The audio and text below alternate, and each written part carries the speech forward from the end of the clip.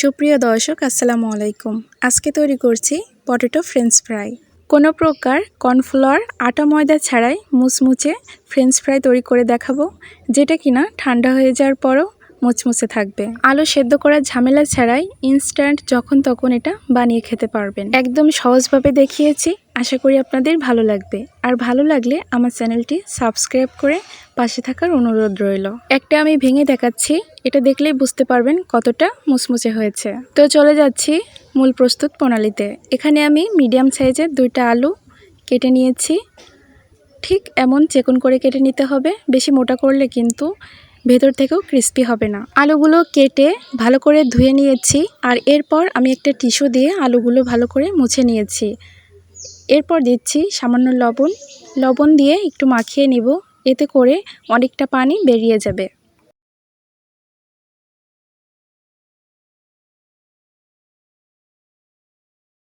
দেখে বোঝা যাচ্ছে আলু থেকে অনেকটা পানি বেরিয়ে গিয়েছে। এখন অন্য একটা পাত্রে আমি পানিটা ঝরিয়ে আলুটা নিয়ে নিচ্ছি।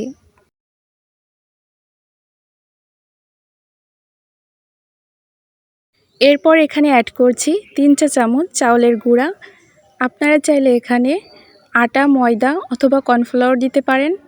এরপর দিচ্ছি সামান্য পরিমাণে লাল মরিচের গুঁড়া। এবার ভালোভাবে মাখিয়ে নিব।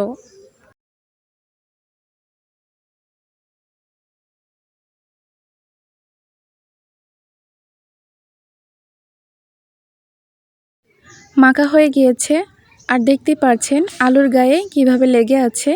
চালের গুঁড়ার পরিমাণটা এভাবেই দিতে হবে, যাতে করে সম্পূর্ণ আলুর গাটা মেখে যায়। এখন এটা রেস্টে রাখার কোনো প্রয়োজন নেই। চুলায় আমি পর্যাপ্ত পরিমাণে তেল গরম করে নিয়েছি। এখন গরম তেলে এগুলো ছেড়ে দিচ্ছি। এখন মিডিয়াম আছে আমি এগুলো ভেজে নিব। আলুগুলো একবারে ভাজা যাবে না, অর্ধেকটা ভেজে আমি আলুটা উঠিয়ে নিব। এটা পরবর্তীতে আরও একবার ভাজতে হবে।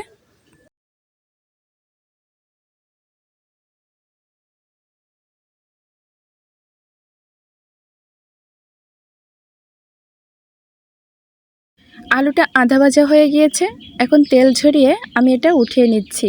একটা টিস্যু পেপারের পরে রাখছি, যাতে করে তেলটা টেনে যাবে। এরপর পরবর্তীতে যে আলুগুলো আছে সেগুলোও আমি ভেজে নিব। একইভাবে এগুলো আধা ভাজা হয়ে গেলে উঠিয়ে নিব।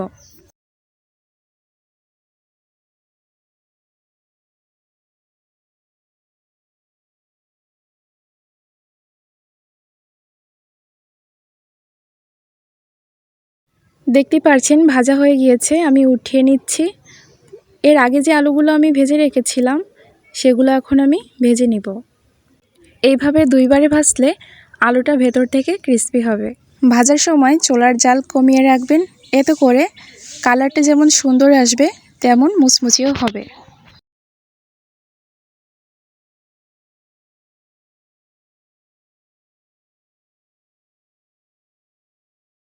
এই ব্যাচটা আমার ভাজা হয়ে গিয়েছে, আমি তেল ছড়িয়ে উঠিয়ে নিচ্ছি।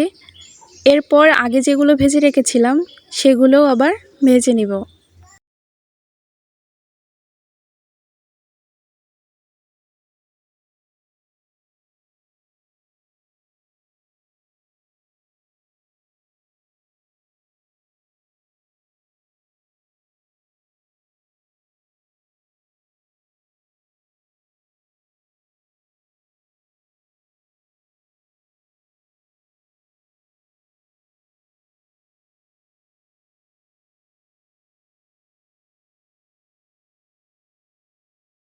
পটেটো ফ্রেঞ্চ ফ্রাইগুলো আমার রেডি হয়ে গিয়েছে।